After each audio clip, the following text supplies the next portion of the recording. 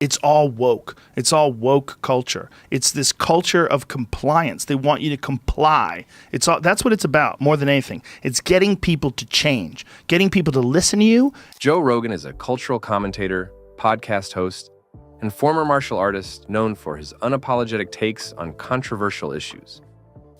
I want you to stop wearing those f***ing earrings. I want you to stop wearing dreadlocks. Meanwhile, dreadlocks, the Romans wore f***ing dreadlocks. With his widely acclaimed show, The Joe Rogan Experience, Rogan has made headlines for challenging guests on their woke ideologies, exposing inconsistencies, and stirring meaningful conversations. But if you work for a corporation, you work for a tech corporation, especially a particularly progressive tech corporation, you run into some real problems. And I was talking to a guy who was telling me that you don't know the half of it, that we're dealing with a guy who he identifies as an animal, and that he believes that he's kin, like he's a fox kin or a dog kin or something like that. And he wants a litter box in his office. Joe Rogan has long been critical of Hollywood's obsession with woke culture, which he believes stifles creativity and individual thought. He argues that the push for politically correct narratives prioritizes ideology over storytelling, weakening the entertainment industry. For Rogan, Hollywood's focus on wokeness disconnects it from the realities and interests of everyday people.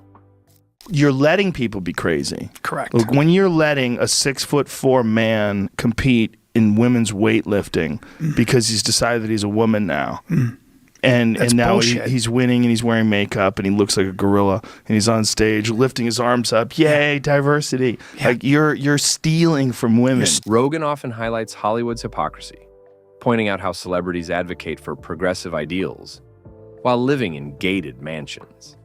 He criticizes their performative activism, claiming it is more about virtue signaling than genuine social change. By calling out these contradictions, Rogan appeals to audiences who feel alienated by Hollywood's moral posturing. You're an asshole. You're an asshole. I know, but this is about humanness, and when someone's feelings, how they identify in that moment, which of course are so transitory, right? I mean, not to bring it back, but the whole idea of complicated Rogan ages. also sees Hollywood's woke culture as a danger to freedom of expression. He argues that the industry's insistence on conformity silences diverse opinions and punishes dissenters. To Rogan, this creates an echo chamber that discourages honest dialogue and meaningful art. So, apparently Joe Rogan has the most popular podcast on Spotify, and he's repeatedly spread COVID misinformation and invited guests on to do the same. Whoopi Goldberg's appearance on The View became infamous when she clashed with Rogan over gun control, a subject he often defends with detailed arguments. Whoopi's assertion that automatic weapons were a pressing problem was quickly dismantled by Rogan, who clarified they were banned decades ago. He highlighted her misunderstanding of semi-automatic firearms, exposing the flaws in her argument. You get people thinking, like, if you could stop Hitler by any means necessary, wouldn't you stop Hitler? And so they equate Donald Trump with Hitler and go, here you go, this is our modern Hitler. Do you see what Whoopi Goldberg said? What'd she say? Whoopi Goldberg said that Biden could arrest all the Republicans and put them in jail. Rogan explained that millions of Americans own firearms for sport, self-defense, and hunting, far removed from the violent scenarios Goldberg suggested. He argued that such misconceptions fuel fear-based policies that don't address the root causes of gun violence. By maintaining his composure and relying on facts, Rogan outmaneuvered Whoopi's emotional rhetoric. This kind of thinking is, well, you know what Joe Biden could do? Joe Biden, you have to see it, because it's so on TV. crazy. She said this on television. Find that one, Jamie, because it's so... Let's look at a scenario where the Supreme Court says, yes, he has all those rights. He is immune from everything. Yeah. You know what Joe Biden could do since he is presently president? What? The debate didn't end there, as Rogan delved into the Second Amendment's historical purpose. He emphasized that gun ownership protects citizens from government tyranny, a point Goldberg failed to counter effectively.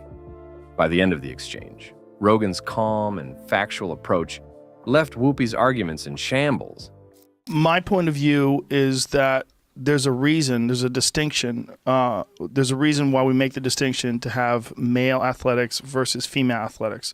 The reason is that males have a physiological advantage over women.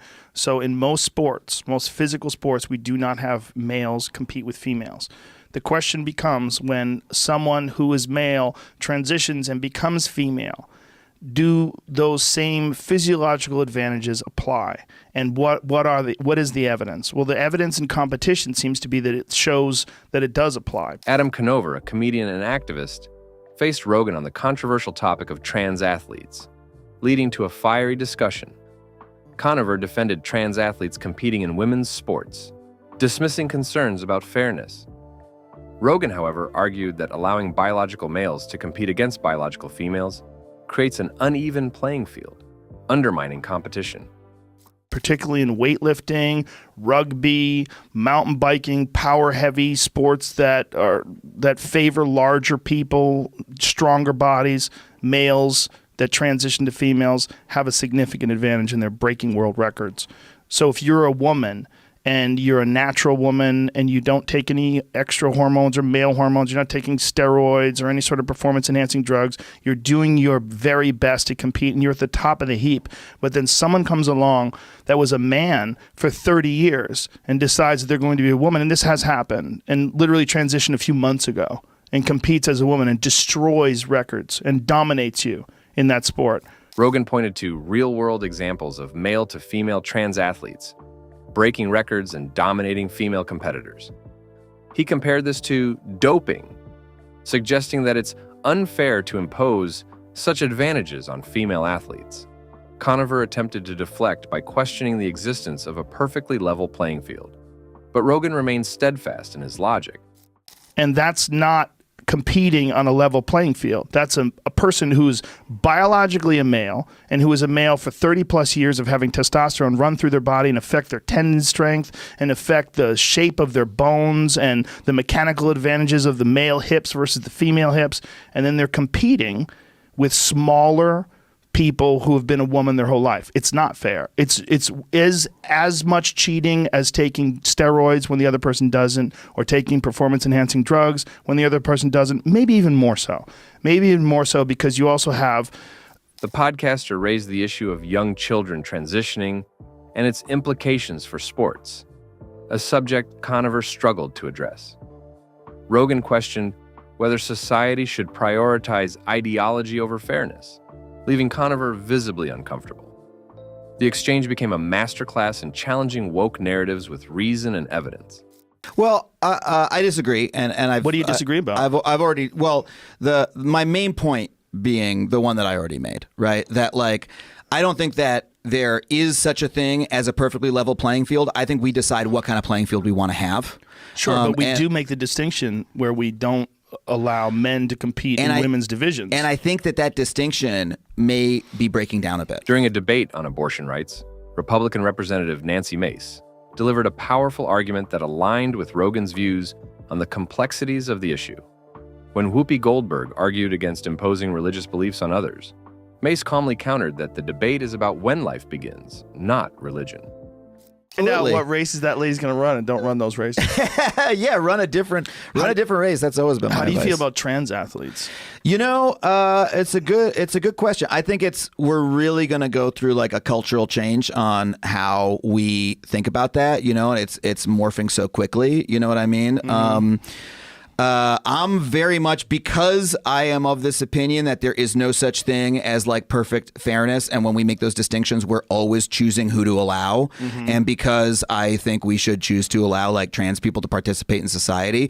Mace highlighted the inconsistency in Goldberg's position, pointing out that advocating for government-funded abortions contradicts calls to keep the government out of healthcare decisions.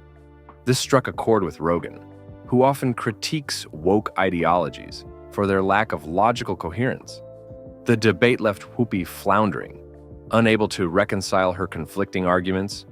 This is what the part of the problem is, and this is what you just hit on. Yeah. Part of the problem is these people want to be special for no reason at all. Correct. And so to be special for no reason at all, one of the best ways is to do what Bruce Jenner did. You become Caitlyn Jenner, and then he's special. That guy was a fucking loser even though he I was a agree. gigantic superstar in the Olympics. 40 years ago. But from then on, they shat on that guy every show. That's right. They shit on him. He was the buffoon of that show. Yeah. And then all of a sudden he becomes a woman and everybody's like, you're amazing. And Woman of the Hero." Year. Woman of the Yeah. Year. Rogan emphasized the importance of addressing both women's rights and the rights of the unborn in the abortion debate. He argued for a balanced approach that respects individual freedoms while acknowledging ethical complexities. This perspective resonated with viewers who feel mainstream discussions oversimplify the issue. After All being the- a woman for 6 months. Yeah, all the women that do things like Christina Doudna came up with CRISPR-Cas9 and all those women. Oh, is this the guy? Okay, this is hilarious. This is a dude who's a comic. Is he a comic or a rapper? He's a rapper He's a from Britain, rapper. And he's jacked. So he decided to identify as a woman. Watch me destroy So them. he destroys the British women's deadlift record without even trying. Wow. You made some headlines for saying that you felt gun control laws wouldn't deter terrorists. Explain to folks.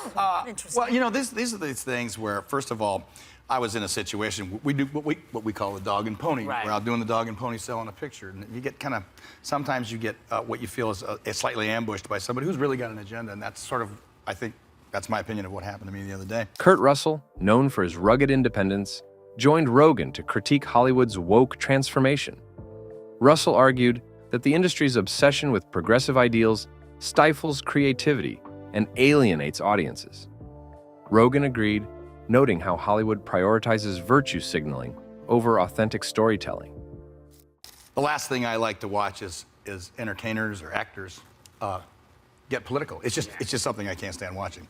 So having said that, no, I was kind of asked to put it in context somehow with this movie. Mm-hmm. You know, my personal feeling is that there's a big difference between Fantasyland and reality. Fantasyland is what we do. You're either writing something, writing a song, writing a book, doing a movie, doing a television show. That's Fantasyland. Russell and Rogan discussed the negative impact of woke culture on freedom of expression in the entertainment industry. They criticized Hollywood for promoting a one-sided narrative that punishes dissenting voices. For Rogan, this trend reflects a broader societal issue where ideological conformity trumps open dialogue. In reality, when we're dealing with things like terrorism and whatnot, we're all going to have different opinions on how to do it and how to deal with it. Yeah. Mine happens to be that I think there's a very strong reason founding fathers had for the Second Amendment, and that is that no government ever hasn't had to fight its own people, and its own people hasn't had to fight its own government. We had our Civil War. If that Second Amendment hadn't been there, those people would not have had the opportunity to do what they considered was defending their life, their way, their style of living. So I agree with that. I think that's an important part of our existence, and it's basically that simple. The conversation turned to the Second Amendment, with Russell echoing Rogan's defense of gun rights. Both criticized Hollywood's portrayal of firearms as tools of violence, arguing that this fuels public misconceptions. By the end of the discussion, Rogan and Russell had thoroughly dismantled Hollywood's woke narratives. Talking about terrorism, whatever we do, and we all have our opinion on that too, whatever we do, we're a little late for the people who've died. And if you know somebody, or you know a child that was maimed in that situation, I got a strong feeling that one's opinion has a tendency to change then. Yeah. So I just leave it open for interpretation by all different people and just say we're all in this together, and we're going to hear each other talk about it. Is that the last time you're going to? Whoopi Goldberg over at The View, she says that that as bad as it is now with voting rights, and no one can explain what the problem is or how anyone's being prevented from voting.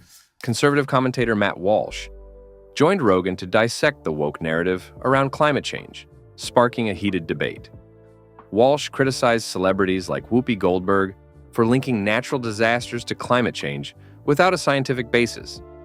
Rogan supported Walsh's stance, emphasizing the importance of evidence-based discussions. She says that this current phantom attack on voting rights will only lead to even scarier phantoms in the future. Listen to this. This is part of the big plan.